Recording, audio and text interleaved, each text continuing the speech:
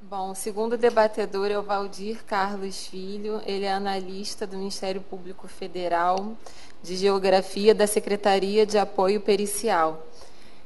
Ele é geógrafo pela Universidade Federal do Mato Grosso do Sul, campus aqui da UNA, pós-graduado em licenciamento ambiental pelas Faculdades Integradas da Grande Fortaleza, vencedor do prêmio do CNMP, terceiro lugar na categoria Profissionalização e Gestão com o projeto Atlas do MPF. Estou muito honrado de poder participar da apresentação desse projeto e representar a constelação de expertise que integra o grupo técnico pericial do Ministério Público Federal, que, embora sendo um corpo reduzido para atender as demandas, tem vestido a camisa e participado da eficiência da instituição, da eficácia da instituição e da efetividade da instituição. Bem, essa figura de apresentação é só para provocar. A imagem de cima mostra uma paisagem natural e a imagem de baixo mostra uma paisagem bem alterada. Bem, como disse o Dr. Darlan, esse é um projeto gestado pela doutora Sandra, é a quarta Câmara, que é a unidade gestora, o gerente do projeto, o Dr. Darlan, que é um excelente gestor, um grande motivador e monitora em cima. A equipe que constitui, formada pelo Dr. Fabrício Cazé, Dr. Paulo Traz, doutora Renata, doutora Valquíria, a Cristina, que está de férias e infelizmente não pôde participar do evento, o Silvano, que é engenheiro florestal, está ali conosco, e eu, que integro também esse projeto. O projeto iniciou no dia 4 de dezembro, conforme previsto no projeto. Essa foi uma força e uma exigência do Dr. Darlan para não deixar que nada atrasasse o início do projeto, e a finalização dele está prevista para o dia 11. Bem, os objetivos o Dr. Darlan já falou e o porquê que esse projeto ele foi pensado. Primeiro, porque há um reconhecimento de que há um abandono das áreas mineradas, há uma inexistência de políticas públicas efetivas para mapear e para enfrentar esse problema dessas áreas mineradas e não recuperadas, degradadas, e a necessidade que os próprios procuradores perceberam de atuar de forma mais estratégica, eficiente, desenvolvendo sinergias que ultrapassasse a luta diária, cotidiana, daquele enfrentamento pontual. Eu vou ali. Bem, por que o Espírito Santo? O Espírito Santo, porque o Dr. Darlan já explicou, ele possui uma pequena dimensão geográfica, facilitando o nosso exercício do projeto piloto. Existe uma farta disponibilidade de dados e conhecimento produzido no Estado, e ele é um líder de produção nacional em rochas ornamentais. Bem, o escopo do projeto previa esses 5 marcos. A primeira etapa foi completamente executada. A segunda etapa, nós estamos com alguns problemas operacionais e isso tem trazido um pouco de atraso para os marcos 3 e 4, mas o marco 5 está praticamente concluído. Bem, como foi que nós começamos a fazer isso? A gente solicitou os dados, na reunião de dezembro do ano passado, a gente solicitou os dados da Polícia Federal, do IBAMA, do NPM e do IEMA. E os dados do IBAMA, do DNPM e do IEMA, a gente conseguiu georreferenciar de forma rápida, porque eles chegaram praticamente georreferenciados. E, bem, da Polícia Federal foi mais difícil. Depois que nós já referenciamos esses dados, a gente pegou imagens de satélites do RapidEye, que cobrem 70% do estado e contemplam 20 municípios. A gente fez uma classificação automática utilizando esse método Mahalanobis Distance, que utiliza bandas do vermelho e do infravermelho para dar respostas automáticas de solo exposto. O problema é que isso gera muito dado, são milhares de polígonos e o trabalho de filtrar isso é enorme. Bem, depois que a gente teve essa informação, a gente cruzou os dados das imagens de satélite com os dados que a gente recebeu das instituições, da Polícia Federal, do IBAMA, do DNPM, cruzou isso com todos esses dados e teve um dado que cruzou com esses pontos referenciados e teve os outros que não tinham cruzado com essas ocorrências de fiscalização desses órgãos. Então a gente separou isso em dois produtos, produto 1 e produto 2. Depois a gente fez uma auditoria visual dessas imagens de satélite com imagens do Google também, para poder filtrar e tirar algumas imagens que poderiam ter entrado de forma equivocada no nosso escopo. Tá? Houve duas vistorias de campo, uma na região norte e central e depois na região sul. Depois a gente consolidou esses dados. A apresentação aqui desse gráfico é para mostrar que nós encontramos no produto 1 86 indicativos de áreas abandonadas. A gente está chamando isso de indicativos de áreas abandonadas. E o que nos preocupa é que do laranja ao verde, que corresponde a quase totalidade, foram áreas degradadas que, segundo os dados do DNPM no SIGMINI, informam requerimento de pesquisa, autorização de pesquisa, requerimento de lavra. Ou seja, são áreas que não deveriam ter sido intensamente mineradas. E elas apresentaram áreas degradadas e abandonadas. No produto 2, a gente observa a mesma coisa. Do laranja ao verde, a gente vê que os dados eles demonstram que na fase de requerimento de pesquisa, autorização de pesquisa e requerimento de lavra, há geração de muita área degradada. Então nós percebemos aqui uma ineficiência administrativa na fiscalização. Isso aqui é a composição dos outros dois gráficos e a gente consegue perceber que na soma dos dois produtos identificados de áreas abandonadas e degradadas, a gente observa que do laranja ao verde, quase a totalidade dessa rosquinha, ela está demonstrando que a degradação que a gente detectou, ela ocorreu nas fases de requerimento de pesquisa, de autorização de pesquisa e requerimento de lavra, que não são áreas efetivamente autorizadas para a lavra em si. Então, nós fomos a campo nessas duas vezes, como comentado, para poder testar essas áreas e verificar se realmente aquilo que a gente viu nas imagens de satélite, na classificação, ela realmente correspondia a áreas abandonadas.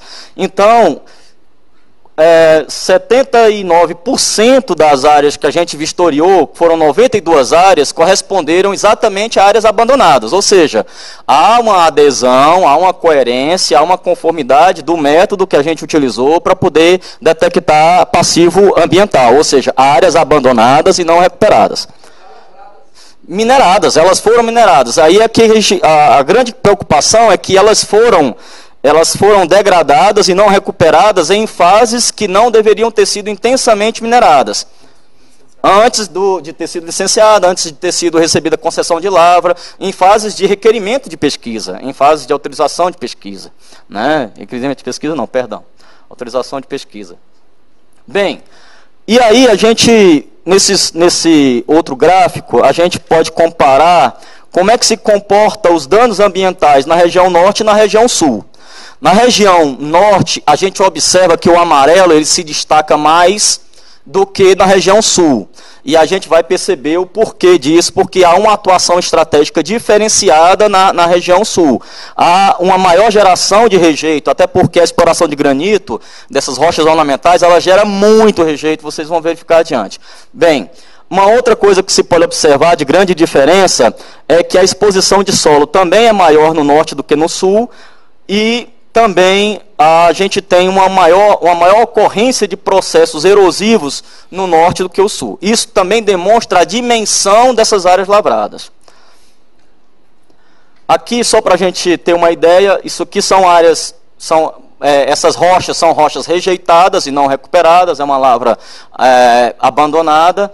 Aqui também a gente tem uma área, nesse caso aqui, é vizinha da outra, ela não estava abandonada, tinha gente lá fazendo a mineração. Quando nós chegamos, a gente ficou até preocupado, porque a gente não tinha levado nenhum meio de segurança, eles se esconderam e a gente ficou preocupado de ter algum problema de segurança, mas essa área também, como pode observar, o rejeito está sendo todo lançado sem qualquer preocupação de recuperação para e passo. Aqui na região sul, já de Cachoeiro, a exploração de mármore, a gente observa a área não recuperada, a mesma coisa nessa figura 4.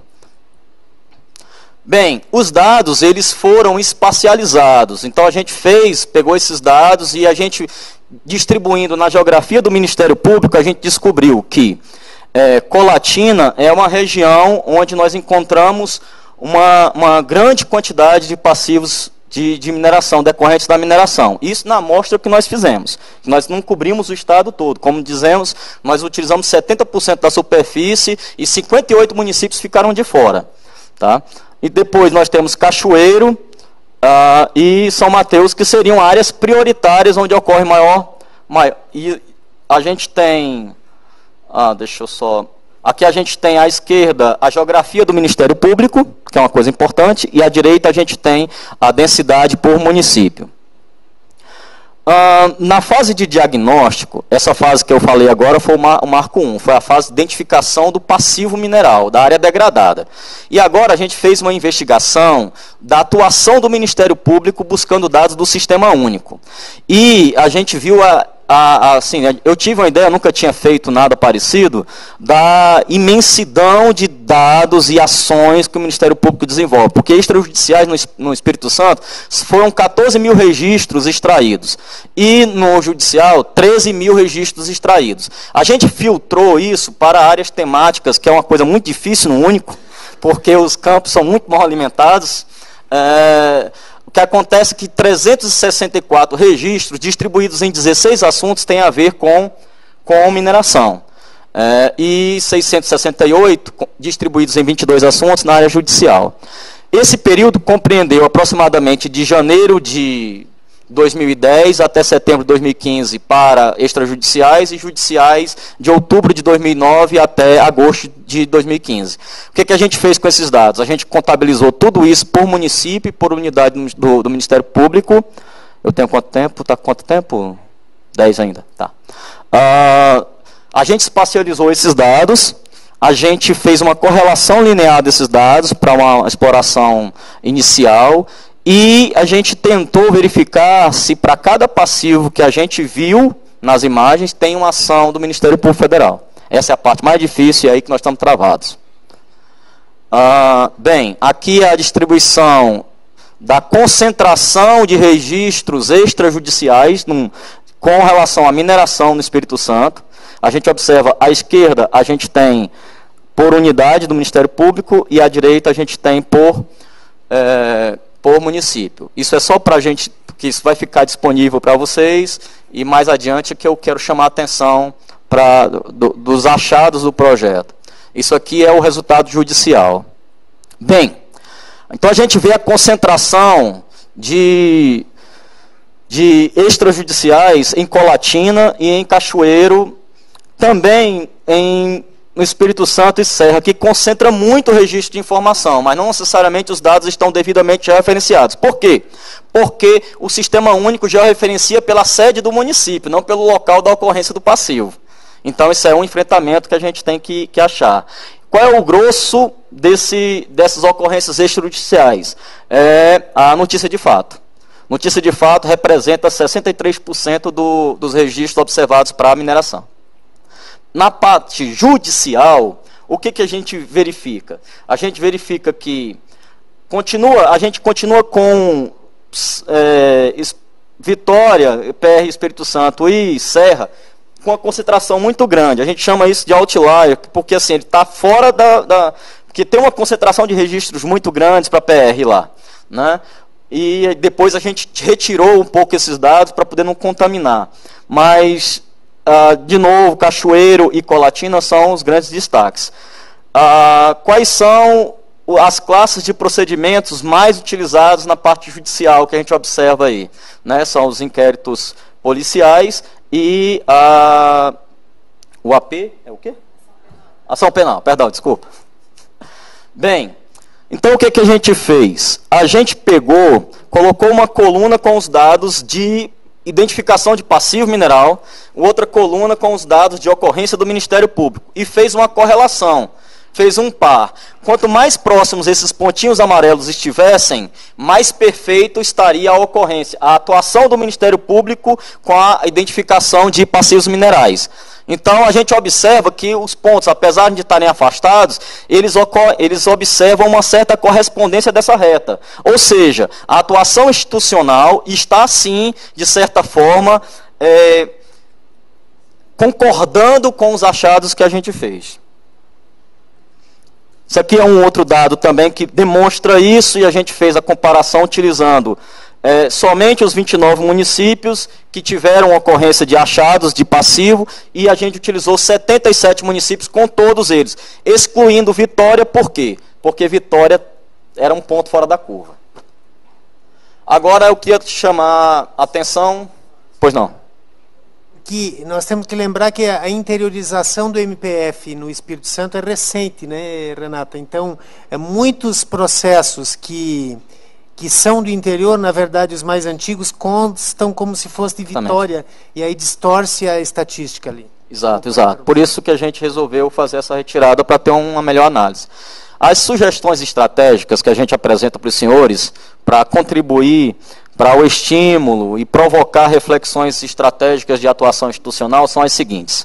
Primeiro, para o caso do Espírito Santo, a gente precisa confirmar os outros indicativos de abandono, e isso pode ser feito com um planejamento de atuação do apoio pericial, ou então com cooperação com o DNPM, Polícia Federal, já que a gente tem as coordenadas dos pontos identificados. A gente precisa ampliar a expertise pericial institucional da atividade minerária. Então, assim, nós, enquanto corpo pericial, nós precisamos ampliar nossa expertise na legislação mineral, nós precisamos entender melhor o setor produtivo mineral, nós precisamos entender melhor como que funciona a tramitação do licenciamento nos órgãos por Estado, para saber quais são os gargalos, e a gente precisa entender também melhor qual é a atuação institucional, para que a gente possa atuar, ajudar de forma mais eficaz.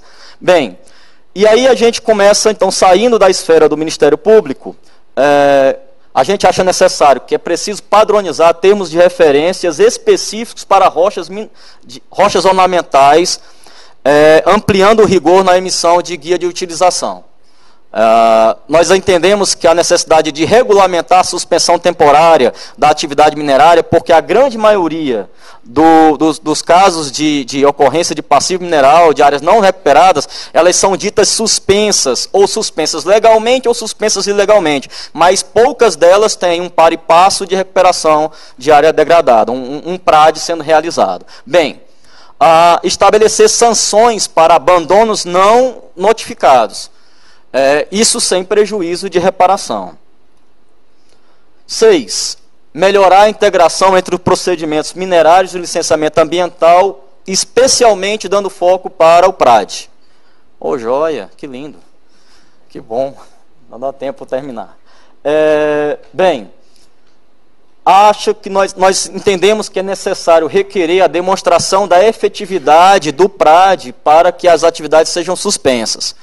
E, novamente, associando isso às sanções. Porque se não tiver associado às sanções, sem esse incentivo coercitivo, né, a gente não tem resultados positivos. Exigir comprovação da suficiência de recursos técnicos e financeiros para a recuperação da área antes da emissão de autorização de pesquisa ou de concessão de lavra. Eu reconheço que para autorização de pesquisa é algo bem difícil, mas para concessão de lavra é algo necessário. 9. Sistematizar o uso de condicionantes para aquisição de imagens de sensoramento remoto das áreas de lavra. Eu acho incrível como que não se transfere a responsabilidade para o empreendedor de ele entregar para os órgãos de fiscalização as imagens de satélite necessárias para monitoramento. Por que quem tem que ter essa responsabilidade é o órgão público? Por que o empreendedor que recebe autorização para poder explorar o recurso mineral não entrega como condicionante de licença imagens de satélites periódicas, ano a ano ou bianuais, para poder fazer o monitoramento? Aí fica facilitando, inclusive, a eficiência dos órgãos de fiscalização, que não precisam necessariamente ir a campo para poder identificar a área que já foi lavrada ou o quanto da área foi lavrada. 10. Modificar as normas estaduais de licenciamento ambiental. No caso do Espírito Santo, houve uma modernização da licença e das normas de licenciamento, e essa modernização das normas de licenciamento, apesar de parecerem rigorosas do ponto de vista técnico, na verdade, elas flexibilizam e tornam menos rigorosas a necessidade de estudos ambientais, especialmente afastando a necessidade de estudo de impacto ambiental. Isso aí foi feito um laudo para atender a uma solicitação da doutora Valquíria, e nesse laudo a gente apresenta essas deficiências. Fomentar a criação de forças-tarefas anuais para reforçar o poder de polícia na atividade de mineração. Todo mundo reconhece que os órgãos têm pouca gente, têm pouco recurso, mas a gente fala demais em sinergia do ponto de vista negativo. Os impactos sinérgicos precisam ser verificados. Essa é a sinergia negativa. É quando uma coisa ruim, somada com uma coisa ruim, dá pior do que as duas coisas ruins somadas. Mas a gente não pensa na sinergia de uma coisa boa, mais outra coisa boa, para dar uma coisa melhor ainda. Então, se eu tenho deficiência no IEMA, se eu tenho deficiência no DNPM, se eu tenho deficiência na Polícia Federal, se eu tenho deficiência no IBAMA, por que não junta tudo isso, planeja uma força-tarefa, utilizando de inteligência e faz ações pontuais no Estado do Espírito Santo, de forma a fomentar a mudança de cultura, já que o Estado vai se fazer mais presente na fiscalização. Pois bem, isso já é uma realidade no Estado da Bahia, onde realizam-se frequentemente forças-tarefas de fiscalização. Bem, incentivar o desenvolvimento e uso de técnicas que produzam menos rejeitos, aproveitamento de material de rejeito e incentivo, que é a apresentação que será feita a seguir. Bem, reforçar a melhoria da qualidade ambiental do entorno, da lavra, nos programas ambientais da exploração mineral. Gente, é impressionante. Eu vi uma área no norte do Espírito Santo abandonada há mais de 10 anos. Mas porque ela estava com o entorno muito bem preservado, ela era uma área que já estava em recuperação ambiental naturalmente. Porque a própria vegetação, ela vai se encarregando de os propágulos seguirem, e aí vai havendo uma ocupação de vegetação, uma reocupação, e isso vai mudando essa paisagem, recuperando essa paisagem. Por fim, fomentar a certificação ambiental da indústria de rochas ornamentais no Estado, e aí não é somente um incentivo coercitivo.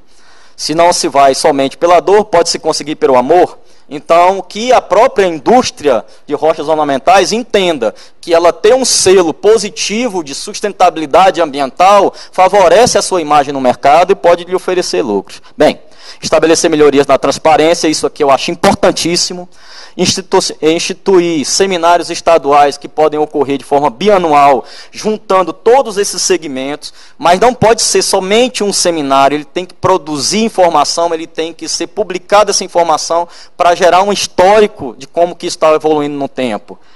Planejar e implementar um programa de educação ambiental relacionado à atividade minerária. Por quê? Porque a sociedade ela precisa saber qual o bônus e qual o ônus da atividade minerária. E ela cai no canto de sereia de que a atividade ela só tem um bônus. Então, eu acho que o Ministério Público ele tem sim o papel de fomentar o desenvolvimento de um programa de educação ambiental a nível estadual. Tá? Criar uma publicação anual intersetorial com boas práticas da atividade minerária do setor. Então, não é um maniqueísmo com o setor minerário. Não é dizer que o setor minerário é um demônio sempre. A atividade minerária é necessária, mas também é necessário que as empresas que fazem as coisas certinho, bonitinho, com boas práticas, elas divulguem isso no setor e sejam reconhecidas por esse aspecto positivo. Bem, então nós entendemos que o programa de mineração legal, o projeto de mineração legal, para o caso do Espírito Santo, ele pode contribuir para as seguintes coisas: fomentar a revisão de processos. Eu entendo que todo esse passivo mineral que a gente viu é uma deficiência administrativa do governo, dos órgãos institucionais. Nós podemos melhorar o controle administrativo, melhorando a eficácia e a eficiência.